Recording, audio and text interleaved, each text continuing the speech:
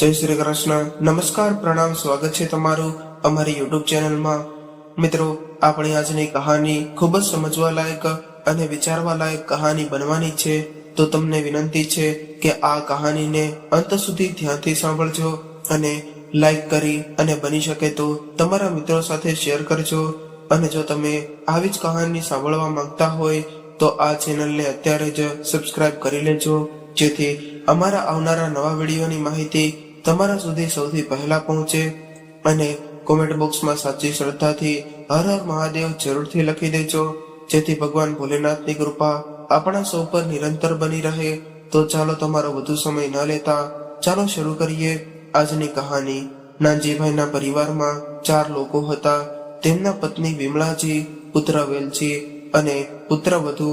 ના એક દિવસ નાનજીભાઈ અને તેમનો પુત્ર વેલજી બેસીને કંઈક ચર્ચા કરી રહ્યા હતા. ત્યારે નાનજીભાઈએ કહ્યું કે દીકરા, આજે પણ હું મારા અને મારી પત્નીના તમામ ખર્ચા ઉપાડી શકું તેમ છું, તો તમે લોકો અમારી આટલી બધી ચિંતા શું કામ કરો છો? હું છું ને વિમળાજી, હું એવું ઈચ્છું છું કે આપણા જીવનની અધૂરી રહી ગયેલી ઈચ્છાઓને પૂરી કરું. એટલે જ આ બધું વિચારીને હું બોલી રહ્યો છું.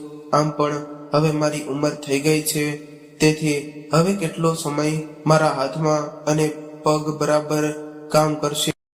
હવે કેટલો સમય મારા હાથ અને પગ બરાબર કામ કરશે એ તો કોને ખબર.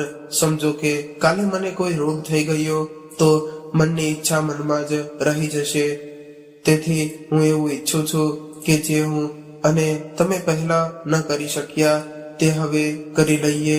ત્યારે વિમળાજીએ કહ્યું કે તમે તમારા પોતાના વિશે આવી વાહિયાત વાતો ન કરો અને બાબતને જરા સમજો. હવે આપણે જે ઈચ્છીએ છીએ તે કહી શકતા નથી અને હવે આ ઉંમર પણ નથી આપણી ઈચ્છાઓને પૂરી કરવાની. હવે આપણે દીકરો, વહુ અને દીકરી જમાઈવાળા બની ગયા છીએ. આપણી આ ઉંમરે આપણા દીકરા દીકરીઓ અને જમાઈઓ પોતાના મા બાપને આ રીતે જોઈને તેઓ શું વિચારશે? તમારે તો તમારી નિવૃત્તિ પછી એક દિવસ પણ શાંતિ નથી. દરરોજ કોઈને કોઈ એક નવી વિચારધારા લઈને મારી સામે મૂકો છો. એમ નહીં કે આવી ઠંડીમાં હું આદુ, તુલસી, તજ અને કાળા મરીને પીસીને બનાવેલી ચા બેસીને શાંતિથી પીવું, પરંતુ ના તો તે રોજ બહાર ફરવા જશે અને એક નવો વિચાર ઘરમાં લાવશે. હું તો કહું છું કે કાલથી સવારે બહાર જવાનું બંધ કરો. આમ બોલીને વિમળાજી શાકભાજી સુધારવા માટે રસોડામાં ચાલ્યા ગયા. તેમણે તો પોતાનો નિત્યક્રમ બનાવી લીધો હતો.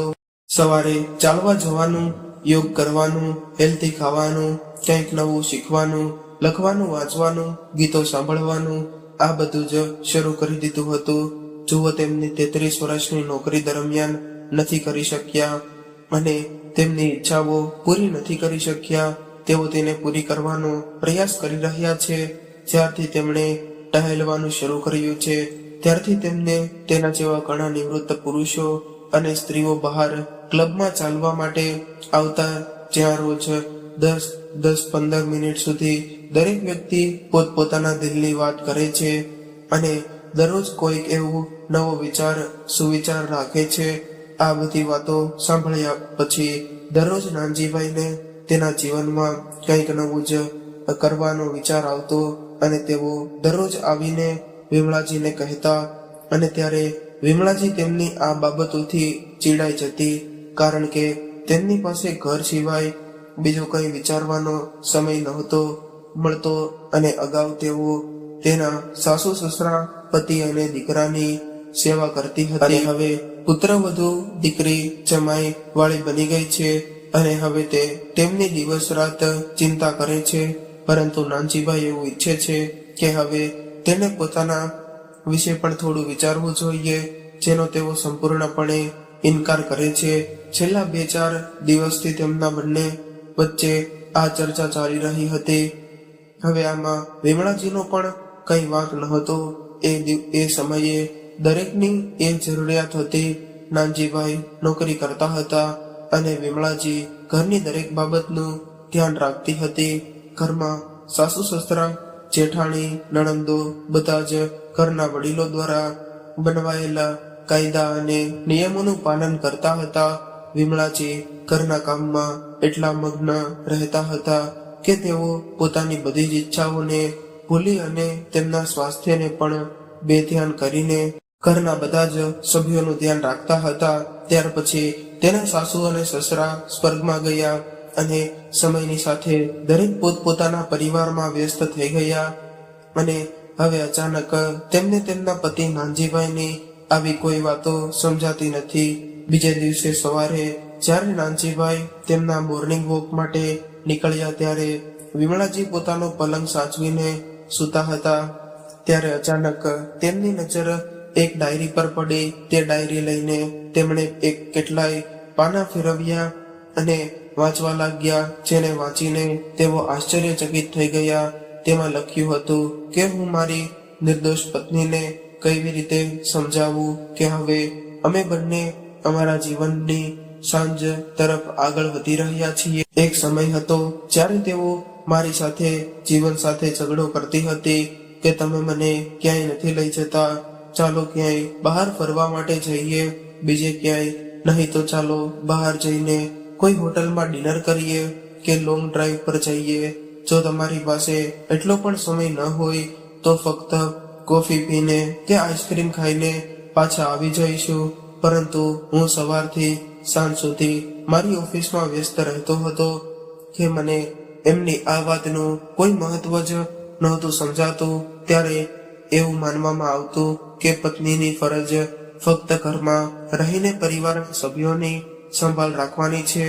પરંતુ આજે જ્યારે હું પાર્કમાં જઈને લોકોની વાતો સાંભળું છું, ત્યાં તો કોઈને પત્ની નથી કે કોઈને પતિ નથી.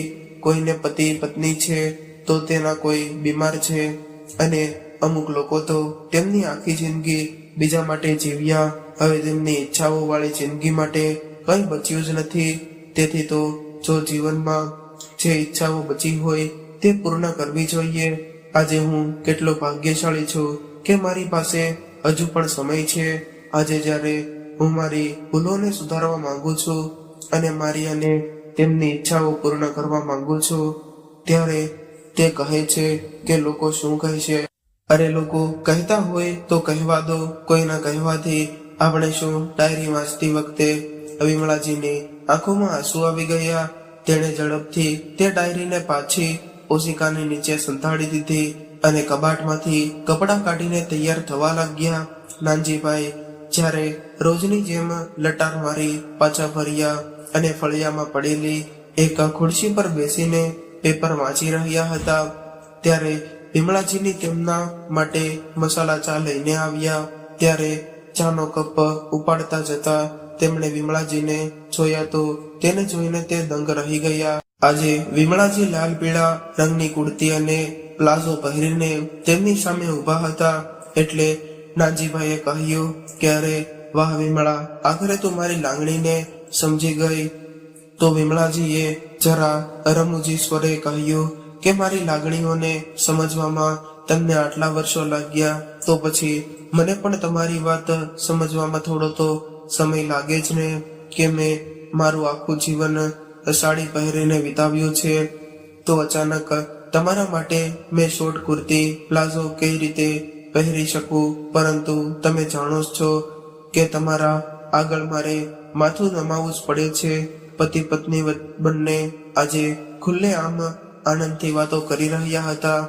ત્યારે ફળિયામાંથી આટલા જોરથી હસવાનો અવાજ સાંભળીને તેમની પુત્રવધુ હિના અને પુત્ર વેલજી બહાર આવ્યા અને તેમના માતા પિતાને આ રીતે જોઈને તેઓ આશ્ચર્યથી એકબીજાની સામે જોવા લાગ્યા. આ બધો શું મામલો છે? સામસામે બેસીને બંને પોતપોતાની વાતોમાં મગ્ન હતા. ત્યારે જ વિમળાજીએ તેના દીકરાને અને વહુને વહેલા જોઈને કહ્યું કે અરે તમને ક્યારે આવ્યા, આવો બેસો અહીંયા અને ચા પાણી પીવો. ત્યારે નાનજીભાઈએ કહ્યું કે સારું થયું બેટા, તું આવી ગયો. વેલજી દીકરા, હું ઘણા સમયથી વિચારતો હતો કે મારે અને તારી માતાએ નૈનીતાલ જવું છે. હવે ત્યાં ઠંડી ઓછી થઈ રહી છે, એટલે તું એક કામ કર, આજે અમારી નૈનીતાલ જવા માટેની ટિકિટ બુક કરાવતો આવજે. અમે 15 દિવસ માટે ત્યાં જઈશું. અને હા, તમે લોકો જે રિસોર્ટમાં રહ્યા હતા ને તે જ રિસોર્ટમાં અમારા માટે બુકિંગ કરાવજે. મેં કાલે ગૂગલ પર સર્ચ કર્યું છે. તે ખૂબ જ સરસ રિસોર્ટ છે. હું તારી માતાને ત્યાં લઈ જવા માંગુ છું. ત્યારે વિમળાજી પોતાના પતિની વાત સાંભળીને શરમાઈ ગયા અને તેણે કહ્યું કે આ બધું કરવાની શું જરૂર છે?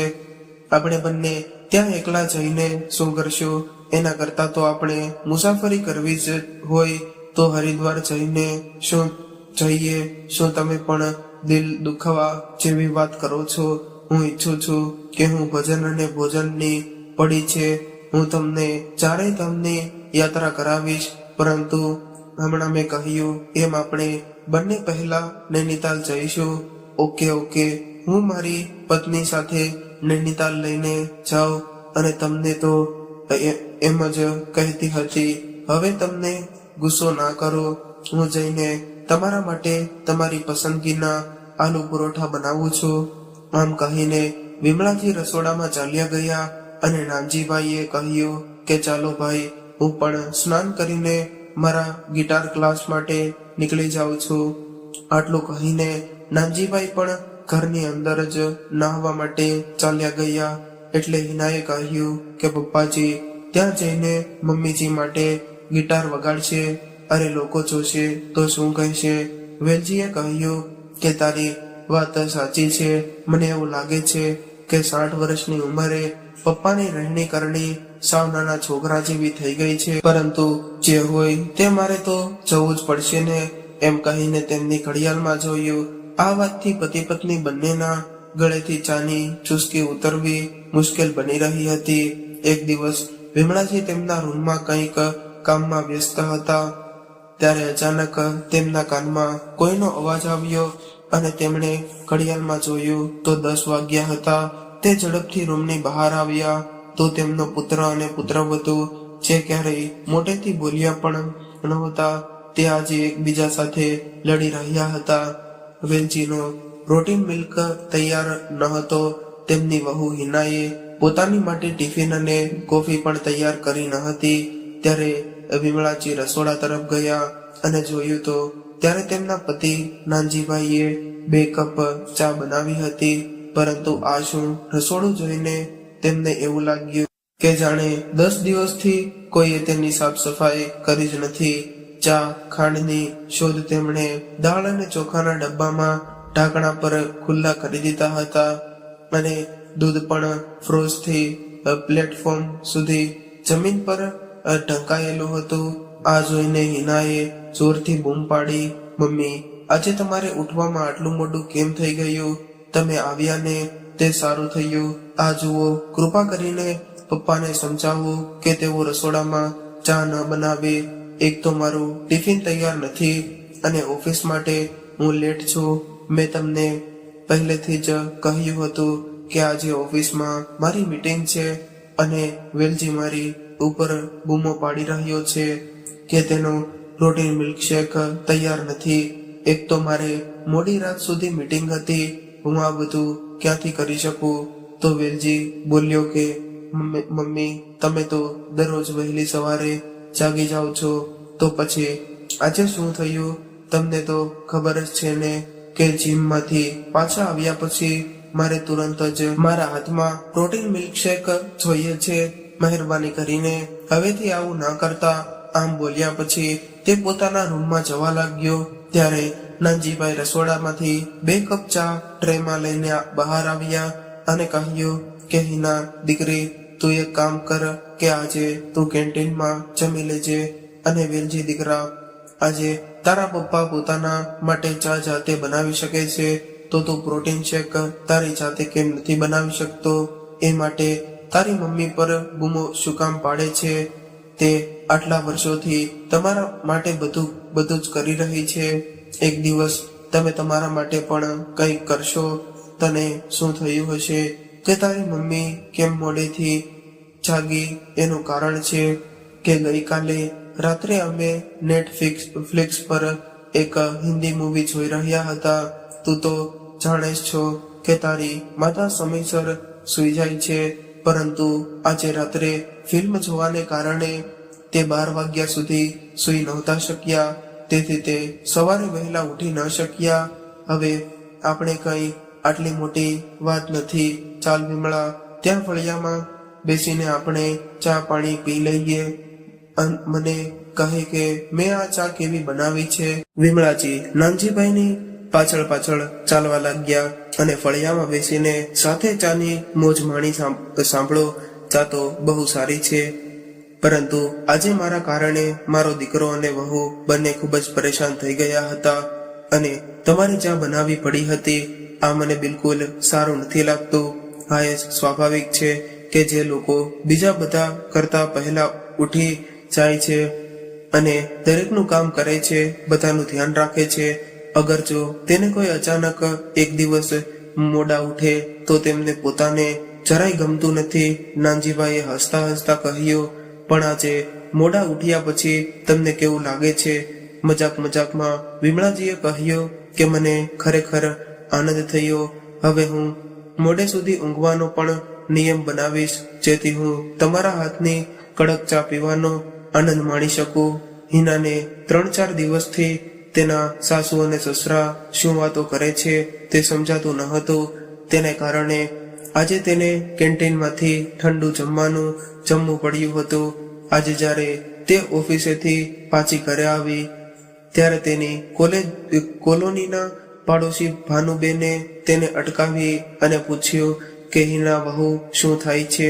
ત્યારે તેની કોલોનીના પાડોશી ભાનુબેને તેને અટકાવી અને પૂછ્યું કે હિના વહુ શું વાત છે? હમણાંથી તારી સાસુના તો રંગ બદલાઈ ગયા છે. સાડીમાંથી હવે તો પ્લાઝો અને ટ્રેક શૂટ પહેરીને નાનજીભાઈ સાથે મોર્નિંગ વોક માટે જાય છે.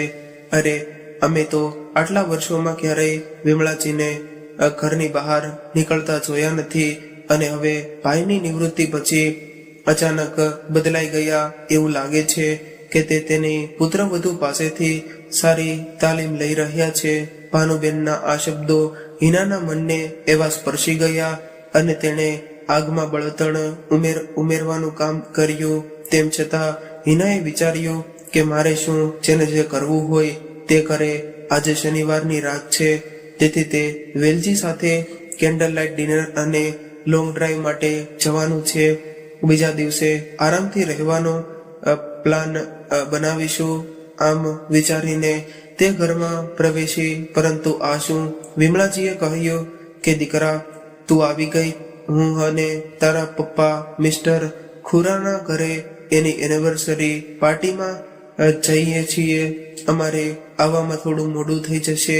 શનિવાર છે, તમે લોકો બહારથી ફૂડ મંગાવી શકો છો. વિમળાજીએ તેનો અનારકલી સૂટ સરખો કરતા કહ્યું. તેમને આ રીતે ચમકતી જોઈ અને તેની આ વાતો સાંભળીને હિનાનું તાપમાન વધી ગયું અને તે વેલજીને ગુસ્સામાં કંઈક કહેવા જતી રહી.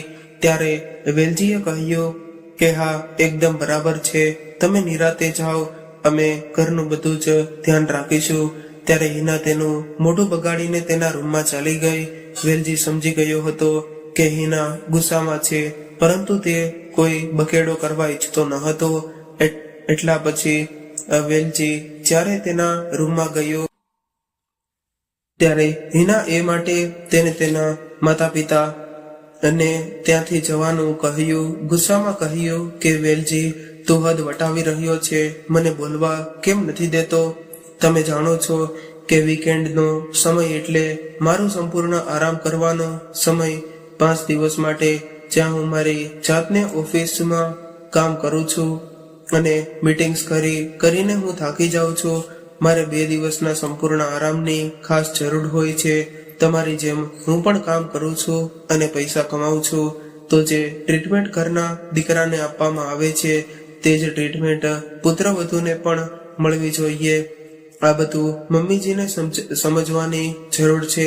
પહેલા મને લાગ્યું કે તેઓ આ સમજી રહી છે, પરંતુ હવે આ તેમના નવા ડ્રામા મમ્મીજીનું તો શું, તે તો આખો દિવસ ઘરે જ રહે છે.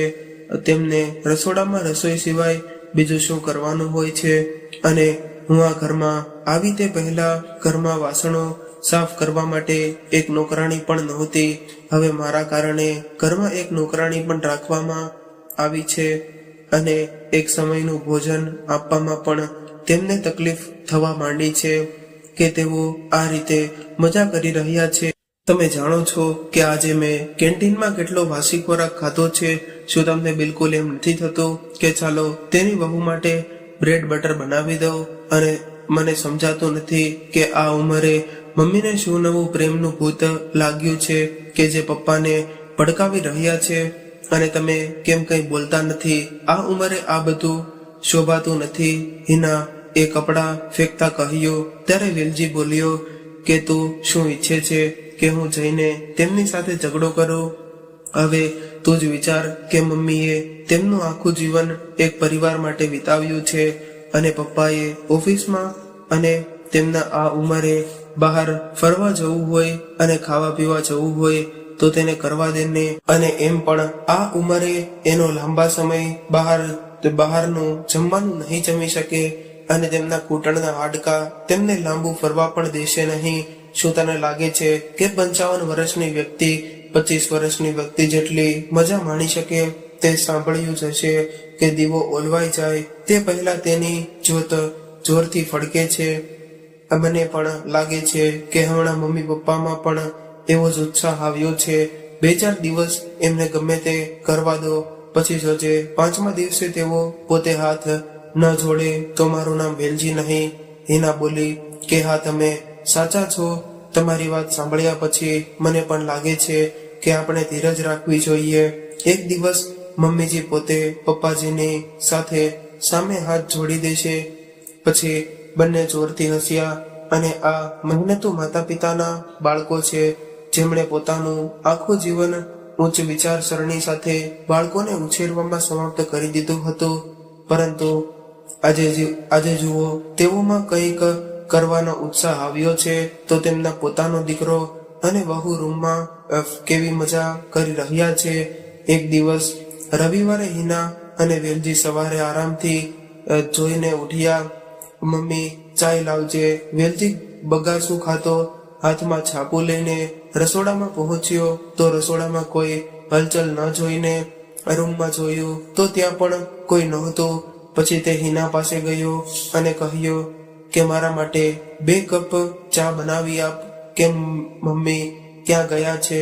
હિનાએ ગોદડામાંથી ચહેરો બહાર કાઢતા કહ્યું, અરે તેઓ ફરવા ગયા હશે, પરંતુ 11 વાગ્યા છે, હજુ તેઓ પાછા કેમ ન આવ્યા?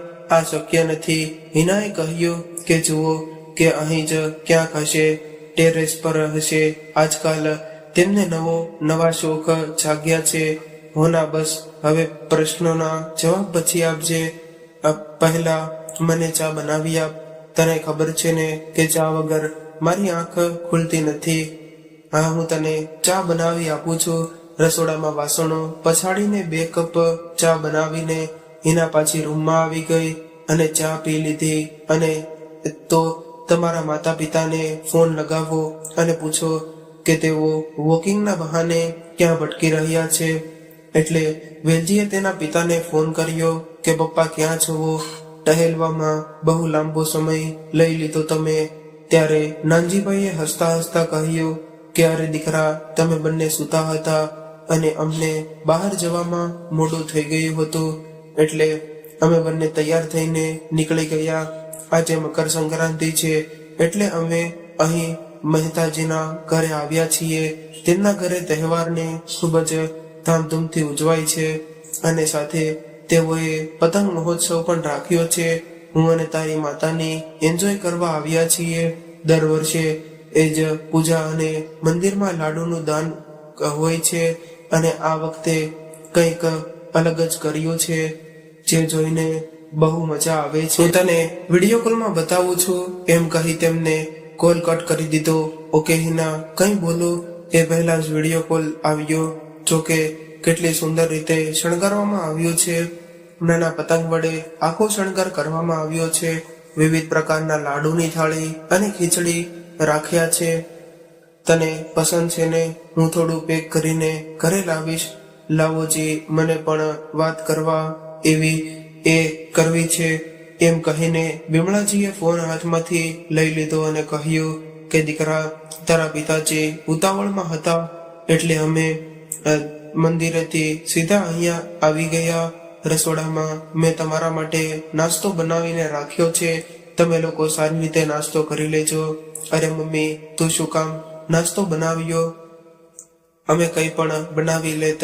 હિના પહેલેથી જ ગુસ્સે હતી, તેથી તરત જ ફોન હાથમાં લેતા બોલી કે મમ્મીજી, તમે તમારી મજા લો, અમારી ચિંતા કરવાની કોઈ જરૂર નથી. શું તમને એવું જ ન લાગ્યું કે તમારે અમને જતા પહેલા કહેવું જોતું હતું? પરંતુ વહુ દીકરા, રાતે મહેતાજીનો ફોન આવ્યો ત્યારે તમે બધા સૂઈ ગયા હતા અને સવારે તારા પપ્પાએ એટલી ઉતાવળ કરી કે તમને કહેવાનું ભૂલી જ ગયા. વિમળાજી થોડા અચકાતા અવાજે બોલ્યા કે સાચું છે મમ્મીજી, દરેક વખતે તમે તમારી મજા માટે પપ્પાજીને આગળ કરી નાખો છો, જેથી અમે તમને કંઈ ન કહી શકીએ. આવી રીતે ટોણા મારતા હિનાએ ફોન કાપી નાખ્યો. હિના, તારે મારી મમ્મીને કંઈ કહેવાની શું જરૂર હતી? મેં તને સમજાવ્યું હતું ને કે હા, તને મને સમજાવ્યું હતું, પરંતુ તેમના રોજ રોજના આવા નવા નવા નાટકો જોઈને મારું દિમાગ ખરાબ થઈ ગયું છે.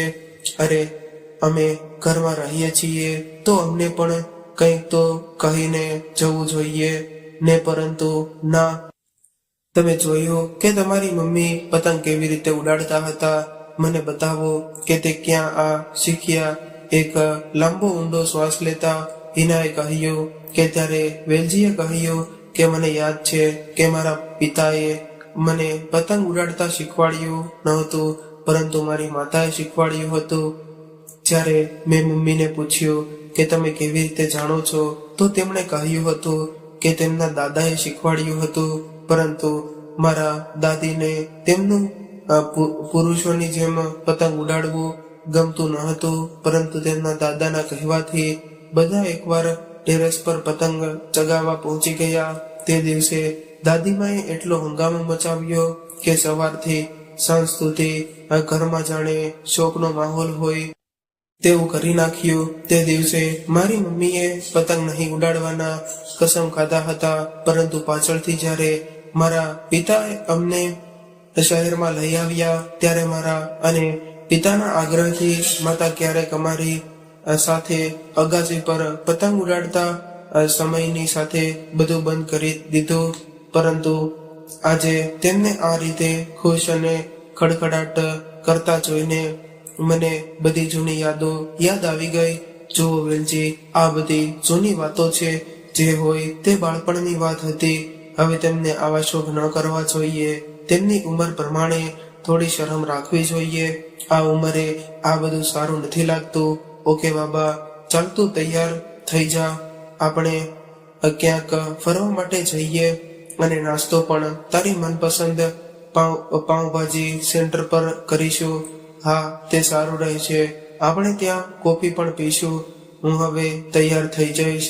વેલજી તરત તૈયાર થઈને બહાર નીકળો અને કારની ચાવી શોધવા લાગ્યો.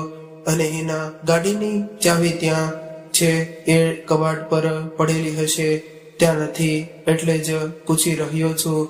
હિનાએ બહાર જોયું તો પાર્કિંગમાં કાર પર પણ નહોતી. જુઓ, તમારી વાલી મમ્મીજી આજે કાર લઈ ગયા છે.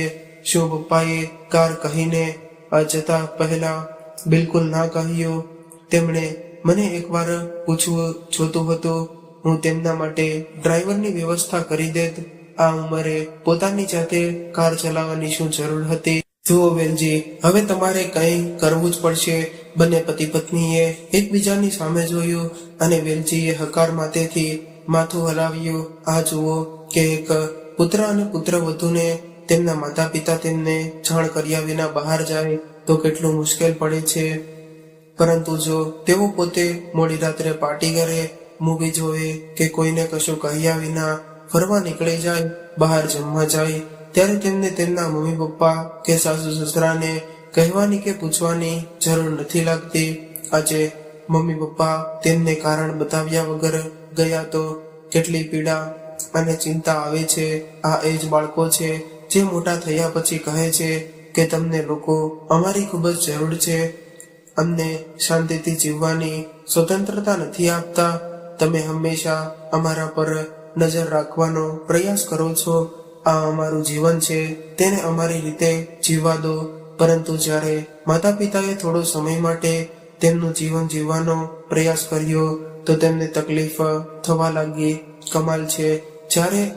આજે જ્યારે નાનજીભાઈએ વેલજીને પૂછ્યું કે દીકરા, અમારી નૈનીતાલ જવા માટેની ટિકિટ બુક થઈ ગઈ કે નહીં, મને કહે કે અમારે ક્યારે નીકળવાનું છે, અમારે કપડાં પણ પેક કરવા પડશે, અને જો વિમળાજીને થોડી ખરીદીની જરૂર હોય તો તેઓ પણ કરી લેશું. પપ્પા, અત્યારે સિઝન ચાલી રહી છે, તેથી ટ્રેનનું બુકિંગ ફૂલ થઈ ગયું છે, તેથી તમે એમ કરો કે થોડા દિવસ પછી જવાનું રાખો. એટલે નાનજીભાઈ ખૂબ જ અસ્વસ્થ થઈને બોલ્યા કે તું શું વાત કરે છે દીકરા, હું તારી માને ટ્રેનના ધક્કા ખવડાવીશ, અને દીકરા અમારા માટે ફ્લાઇટની ટિકિટ બુક કરાવી દે, અને મેં પહેલેથી જ રિસોર્ટ પણ બુક કરી લીધો છે, ફક્ત પૈસાની ચૂકવણી બાકી છે. હું લિંક તને મોકલી રહ્યો છું, તું પેમેન્ટ કરી દેજે. એટલે વેલજી બોલ્યો, જ્યારે તમે બધું વિચારી લીધું છે તો પછી તમે મને શું કામ પૂછો છો? તમને જે કરવાનું મન થાય તે કરો. શું તમને એવું નથી લાગતું કે નિવૃત્તિ પછી તમે તમારી મનમરજી ચલાવવા લાગ્યા છો? ત્યારે નાનજીભાઈ ગુસ્સે થઈને ગયા અને બોલ્યા કે વેલજી દીકરા, તું તારા બાપ સાથે કેવી રીતે વાતો કરે છે? તેનું તને ભાન છે કે આટલા વર્ષો પછી મેં તારી માને ક્યાંય લઈ જવાનું વિચાર્યું છે તો એમાં શું ખોટું કર્યું? અને પછી જો તને પૈસાની કોઈ સમસ્યા હોય તો અત્યારે મારી પાસે એટલા તો પૈસા છે કે હું મારા અને તારી મમ્મીનો તમામ ખર્ચ ઉપાડી શકું. અને પછી તમારે તો ખુશ થવું જોઈએ કે તમારા માતા પિતા આટલા ઉત્સાહથી જીવન જીવી રહ્યા છે, અને તો ક્યારેય તમારા જીવનમાં દખલગીરી નથી કરી. તમે તમારા જીવનને તમારી મરજી પ્રમાણે જીવો છો, તો આખરે તમને વાંધો શું છે? ત્યારે વેલજી બોલ્યો કે પિતાજી, મને કોઈ તકલીફ નથી, હું તો ફક્ત એટલું જ કહું છું કે આ ઉંમરે કોઈ મેડિકલ કન્ડિશન બગડી તો તમે શું કરશો? અને નૈનીતાલ ખૂબ જ દૂર છે, ઉપરથી ત્યાં ઠંડીનું વાતાવરણ છે. તો નાનજીભાઈએ કહ્યું કે અરે, મને સમજાતું નથી કે તમને અમારી જવાની સમસ્યા છે કે અમારા સ્વાસ્થ્યની ચિંતા છે. અરે, અમે તો જાતે જ જવા માંગીએ છીએ, એટલે અમે બંને અમારું મેડિકલ ચેકઅપ પણ કરાવી લીધું છે, તો પછી હવે તમને શું વાંધો છે? વેલજી ગુસ્સામાં કંઈ બોલ્યા વગર ત્યાંથી ચાલ્યો ગયો. એમ પણ તે તેના પિતાને વધુ શું કહી શકતો હતો. વિમળાજી રસ્તામાં ખાવા માટે રસોડામાં થોડી મઠરી પાપડ બનાવી રહી હતી. ત્યારે જ પાણી પીતા પીતા હિનાને ચક્કર આવ્યા અને તે નીચે પડી ગઈ. એમણે જોયું અને તેમણે તેને ઉંચકીને સોફા પર સુવડાવી અને પછી ડોક્ટરને બોલાવ્યા. ડોક્ટર દ્વારા તપાસ બાદ જાણવા મળ્યું કે ઘરમાં ખુશીની લહેર દોડી ગઈ. નાનજીભાઈ દાદા બનવાના આનંદમાં નાચી રહ્યા હતા અને વેલજી પણ ખૂબ જ ખુશ હતો. ત્યારે નાનજીભાઈએ કહ્યું કે જ્યારે અમે અમારી નૈનીતાલની યાત્રા કરીને પાછા આવીશું પછી અમે અમારા ભાવિ પુત્ર કે પુત્રી માટે ઘણી બધી ખરીદી કરીશું. તેના માટે નવો ઓરડો બનાવીશું. આપણી નવી પેઢી માટે ઘરમાં કેટલાય ફેરફાર કરવા પડશે. અરે પપ્પા, તમે જુઓ, હિનાની તબિયત સારી નથી, તે મને પહેલા જ કહેતી હતી, પરંતુ મેં ધ્યાન ન આપ્યું, અને હવે આપણને ખબર પડી કે તે ગર્ભવતી છે. તો મમ્મી, હવે તમારે અહીં જ રોકાવું પડશે. તમે તેની કાળજી લેશો તો તેને સારું લાગશે. ત્યારે વિમળાજીએ કહ્યું કે આપણે બીજી કોઈ વાર નૈનીતાલ જઈશું. અત્યારે પુત્રવધુનું સ્વાસ્થ્ય વધુ મહત્વનું છે. આ સાંભળતા જ નાનજીભાઈ બોલ્યા કે અત્યારે સુધી મેં તારા જીવન સાથે ઘણા સમાધાન કર્યો છે, અને તમારા કહેવા પર હું તમારી સાથે ફરવા જવા તૈયાર થયો છું. પરંતુ જ્યારે હું કહું છું કે આપણે બંને 15 દિવસ માટે નૈનીતાલ જઈ રહ્યા છીએ તો જઈ રહ્યા છીએ. બસ જો તમારે ન આવવું હોય તો હું એકલો જઈશ. મેં મારું મન બનાવી લીધું છે કે મારે નૈનીતાલની મુલાકાત લેવી જ છે તો લેવી છે. આટલું કહીને નાનજીભાઈ ગુસ્સામાં તેના રૂમમાં ચાલ્યા ગયા. એવું સમજી ગયા હતા કે તેમનો દીકરો અને વહુ એમને ફરવા જવા દેવા માંગતા નથી. હવે વિમળાજીએ પણ તેને સાથ આપ્યો, તેથી તેમને ખૂબ જ ખરાબ લાગ્યો. આ બાજુ વિમળાજી ખૂબ જ હેરાન હતા કે તેમના પુત્ર અને પુત્રવધૂનો સાથ આપવો કે પતિનો. તેમની હાલત તો રસોડી વચ્ચે સોપારી જેવી થઈ ગઈ હતી. થોડી વાર પછી વિમળાજી તેમની પુત્રવધૂના રૂમમાં આવ્યા અને કહ્યું કે હિના, મેં તમારી માતા સાથે વાત કરી છે, તેઓ થોડા દિવસો માટે અહીં આવી જશે. આ સાથે કિંજલ ને 24 કલાક માટે તમારી સંભાળ રાખવા માટે રાખવામાં આવી છે. વહુ દીકરા, તમે મને સમજો. તમે મને આટલી મોટી ખુશી આપી, તેથી હું ખૂબ જ ખુશ છું. પરંતુ હું મારા પતિની વાત પણ ટાળી શકતી નથી, તેથી મારે તેમની સાથે જવું પડશે. તમે તમારી સંભાળ રાખજો. એટલું બોલીને વિમળાજી પોતાના રૂમમાં ચાલ્યા ગયા.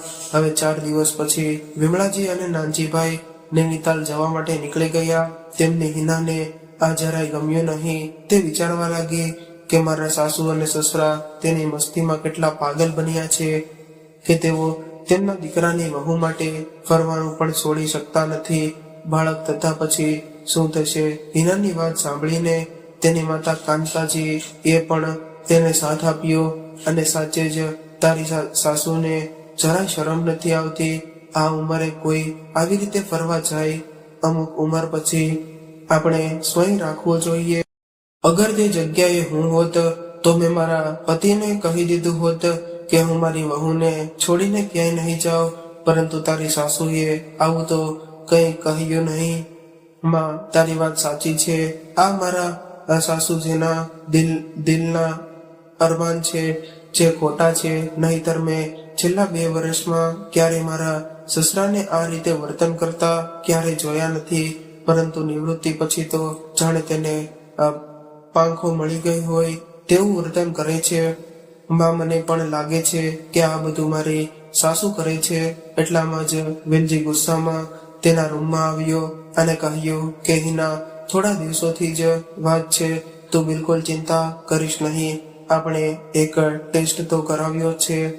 જ્યારે તેઓ આવશે ત્યારે હું મમ્મી પપ્પાને કહીશ કે હું હવે તમારી આ મનમાનીને સહન નથી કરી શકતો. તેઓએ અમારી સમસ્યાને સમજવી પડશે. આખરે હિના અને તેની માતા આશ્ચર્યચકિત થઈને વેલજીની સામે જોવા લાગ્યા અને વિચારવા લાગ્યા કે આખરે આ અંગે વેલજીએ કેવો નિર્ણય લીધો છે. તે તો વિમળાજી અને નાનજીભાઈ નૈનીતાલ ફરીને ઘરે પાછા આવશે ત્યારે ખબર પડશે. હવે વિમળાજી અને નાનજીભાઈ નૈનીતાલ ફરીને ઘરે પાછા પહોંચ્યા ત્યારે વેલજીભાઈ ડાઇનિંગ ટેબલ પર બેસીને હિના અને તેની માતા સાથે નાસ્તો કરી રહ્યો હતો. નાનજીભાઈએ કિંજલને કહ્યું કે અમારા માટે પણ 2 ચા અને નાસ્તાની વ્યવસ્થા કરજો. ત્યારે જ વેલજી અને હિનાના આશ્ચર્યની કોઈ પણ પાર ન રહ્યો. તેઓએ વિમળાજીને જોયા તો તેઓ જીન્સ અને ટી શર્ટમાં તેમની ટ્રોલી બેગ લઈને તેમના રૂમમાં જઈ રહ્યા હતા. ત્યારે વેલજીએ કહ્યું કે મમ્મી, તમે આ શું પહેર્યું છે? તો વિમળાજીએ કહ્યું કે અરે, મેં તો તારા પિતાને બહુ મનાઈ કરી હતી, છતાં પણ તેમણે મને ટી શર્ટ ટોપ આ બધું અપાવ્યું અને કહ્યું કે આ ખૂબ જ આરામદાયક છે અને સાચે જ મને તેમને પહેરવામાં ખૂબ જ આનંદ થયો. ચાલવામાં કોઈ તકલીફ ન પડી. એ તો ઠીક છે મમ્મી, પરંતુ તમે થોડો વિચાર્યું હોત તો સારું હતું કે તમારી આસપાસના લોકો તમારા વિશે શું વિચારતા હશે. ઘરમાં પુત્રવધુ હોવા છતાં આ પ્રકારના આધુનિક કપડાં પહેરવા તમને શોભા નથી દેતા. ભાઈ, ભલે અમે 55ના થયા, પરંતુ અમે અમારી યુવા અવસ્થામાં જે અમારા શોખ અધૂરા હતા તે અમે પૂરા કરી રહ્યા છીએ. આમ કહીને નાનજીભાઈ કંઈક બોલવા જતા હતા તે પહેલા વિમળાજી એ તેમને ચૂપ રહેવાનો ઈશારો કર્યો. પછી વિમળાજીએ તેમની પુત્રવધૂને તેની તબિયત વિશે પૂછ્યું. પછી બંને ફ્રેશ થવા માટે બાથરૂમમાં ગયા. થોડી વાર પછી પાછા બહાર આવ્યા અને નાસ્તો કરીને ફળિયામાં બેઠા અને ત્યારે નાનજીભાઈ પોતાના ટેબલ પર ફોટા જોઈ રહ્યા હતા. ત્યારે વેલજી ઓફિસે જવા માટે નીકળી રહ્યો હતો અને જોઈને તેમણે કહ્યું કે અરે દીકરા વેલજી, અહીં આવતો જરા જોતો ખરો, કેવા સારા ફોટા આવ્યા છે.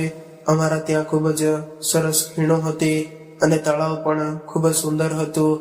ખરેખર અમારા 15 દિવસ કેવી રીતે પસાર થઈ ગયા તે અમને ખબર જ ન પડી. આ વખતે હું તારી માતાને ગોવા ફરવા માટે લઈ જઈશ. તેને હંમેશા બીચ પર ફરવાની ખૂબ જ ઈચ્છા હતી, પરંતુ પરિવારની જવાબદારીઓને લીધે હું તે પૂરી ન કરી શક્યો. હવે ચોક્કસ લઈ જઈશ એમ કહીને નાનજીભાઈ હસવા લાગ્યા. તેના માતા પિતાની આવી મનમાની જોઈને વેલજી પહેલેથી જ ગુસ્સે થઈ ગયો હતો અને બીજું તે મુસાફરી પાછળ હજારો રૂપિયા ખર્ચી રહ્યા હતા, જે તેનાથી સહન નહોતું થઈ રહ્યું. પછી અચાનક વેલજીએ કહ્યું કે મમ્મી પપ્પાએ એક નિર્ણય લીધો છે કે મારી ઓફિસ પાસે એક ફ્લેટ લીધો છે. થોડા દિવસોમાં હિના અને હું ત્યાં શિફ્ટ થઈ જઈએ છીએ, જેથી કરીને અગર હિનાને આ દિવસોમાં કોઈ સમસ્યા થાય તો હું તરત જ તેમની પાસે પહોંચી શકું. અરે દીકરા, તું કેવા પ્રકારની વાતો કરે છે? આપણો પોતાનો મોટો બંગલો છે અને તમે ફ્લેટમાં કેમ જવાની વાત કરો છો? અને પુત્રવધૂની સંભાળ લેવા માટે તો અમે છીએ ને, તો તારે તેની ચિંતા કરવાની શું જરૂર છે? મમ્મી પપ્પા, તમે અમને એકલા છોડી દો. આજકાલ તમને લોકોને મોજ સિવાય કંઈ દેખાતું નથી અને તમે હિનાની ચિંતા શું કરશો? જ્યારે તેમની તબિયત ખરાબ હતી ત્યારે તમે એમને એકલી છોડીને નૈનીતાલ ચાલ્યા ગયા હતા. કોઈ ખરાબ ખબર ભવિષ્યમાં અને આવી સ્થિતિ સર્જાય અને તમે તમારા પ્રવાસમાં વ્યસ્ત થઈ જાઓ તો હિનાને કોણ જોશે? અને જ્યારે આ બધું નોકરોએ અને બહારના લોકોએ સંભાળવાનું છે તો અમે અમારી જાતે સંભાળી લેશું. તમારે અમારી કોઈ ચિંતા કરવાની જરૂર નથી. તમે મારા માટે જે કર્યું છે તેના માટે હું ખૂબ આભારી છું. હું વેલજીએ હાથ જોડીને કહ્યું. ત્યારે નાનજીભાઈએ ભારે આશ્ચર્ય સાથે કહ્યું, શું તમે જાણો છો કે તમે કોની સાથે વાત કરી રહ્યા છો? ગમે તે હોય, પણ એક પુત્ર તેના પિતાને આવા કડવા શબ્દો બોલી શકતો નથી. ત્યારે બાપ દીકરાની આખી વાત સાંભળીને તેમના વેવાણ કાંતાજીએ કહ્યું કે નાનજીભાઈ અને વિમળા બહેન, અત્યારે વેલજી સાચું કહે છે. હવે તમે પણ સમજો કે મારે મારા દીકરાને છોડીને અચાનક નહીં આવવું પડ્યું. મારે ઘરે મારો દીકરો અને વહુ પણ છે અને હું પણ નોકરી કરું છું. જો હું નિવૃત્ત હોત તો વાત અલગ હોત, પરંતુ મને પણ અચાનક આ રીતે અહીંયા આવવાનું બહુ મુશ્કેલ લાગ્યું. પરંતુ મારી દીકરીની વાત હતી એટલે હું કશું જ વિચાર્યા વગર દોડી આવી. પણ અહીં આવતા જ હું જાણું છું કે તમારા બંનેના રંગ બદલાઈ ગયા છે. તમારા દીકરા અને વહુ માટે તમને કંઈ લેવા દેવા નથી. તેથી વેલજી આવો નિર્ણય લઈ લે તે સારું છે. કમસે કમ અમારી દીકરી તો ખુશ રહેશે. આ બાળકનો જન્મ તમારા પરિવાર માટે થયો છે, તેમ છતાં તમને તેની કોઈ કદર નથી. આ સાંભળીને વિમળાજી અને નાનજીભાઈ બંને સ્તબ્ધ થઈ ગયા. તેઓ શું કહ્યું તે કંઈ સમજી ન શક્યા. ત્યારે વિમળાજીએ કહ્યું કે બેન, મને વેલજીના નિર્ણય સામે કંઈ વાંધો નથી. જો તેને અહીં રહેવું ન હોય તો રાજી ખુશીથી તે જઈ શકે છે.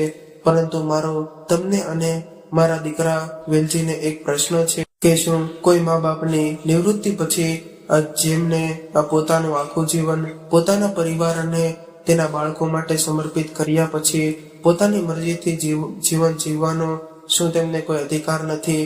અને અમે ક્યારેય ના પાડી કે અમે હિના વહુની જવાબદારી નહીં લઈએ. અચાનક પરિસ્થિતિ જેવી થઈ ગઈ હતી કે અમે કંઈ ન કરી શક્યા. તો તેની વેવાણે કહ્યું કે મારો કહેવાનો મતલબ એવો નથી, પરંતુ આ બાબતે ભવિષ્યમાં તમે સાવધાન રહેજો. ના મમ્મી, હવે હું તેના વિશે ફરીથી વિચારવા નથી માંગતો. અમે લોકો 2-4 દિવસમાં અહીંથી શિફ્ટ થઈ જઈશું. એટલું કહીને વેલજી તેની ઓફિસે જવા માટે નીકળી ગયો. પછી તેની વેવાણે કહ્યું કે ચાલો ત્યારે હું પણ હવે પાછી મારા ઘરે જવા માટે નીકળું છું. આટલું કહીને તેના વેવાણ પણ ચાલ્યા ગયા. પછી નાનજીભાઈએ કહ્યું કે વિમળા, તને શું થયું છે જે તે વેલજીને આટલા સ્પષ્ટ શબ્દોમાં કેવી રીતે કહી દીધું? તો વિમળાજી બોલ્યા કે બહુ થયું. હવે અગર જો તેઓ તેમનું સ્વતંત્ર જીવન જીવવા માંગતા હોય તો જીવવા દો. તેમને જે દિવસે તેમના માથે જવાબદારીઓનો બોજ આવી જશે ત્યારે તેઓ સમજશે કે અમે તેમને કેવી રીતે ઉછેર્યા છે. આટલું કહીને વિમળાજીએ પોતાના આંસુ લૂછ્યા અને નાનજીભાઈના મનમાં પણ આજ ચાલી રહ્યું હતું કે વહુના આવ્યા પછી પોતાના બાળકો એટલા બધા સ્વાર્થી કેવી રીતે બની જાય છે કે સંતાનો પોતાના માતા પિતાનું દુઃખ કેમ જોઈ નથી શકતા. જેવી રીતે એક મા બાપ પોતાના સંતાનોને એની ખુશી માટે બધું જ કરે છે. શું મિત્રો, મેં અમારા જીવનનો અને અમારા અધૂરા સપનાઓને મારી પત્ની સાથે પૂરા કરવાનો જે નિર્ણય લીધો તે સાચો નથી એ કોમેન્ટ બોક્સમાં જરૂરથી જણાવજો. અને આ કહાની પસંદ આવી હોય તો વિડીયોને લાઈક કરીને તમારા મિત્રો સાથે શેર કરજો. આવી જ કહાની સાંભળવા માંગતા હોય તો આ ચેનલને સબસ્ક્રાઇબ જરૂરથી કરી લેજો. ચાલો મિત્રો, હવે ફરી મળીશું એક નવી કહાની સાથે. ત્યાં સુધી સૌને મારા જય શ્રી કૃષ્ણ. હર હર મહાદેવ.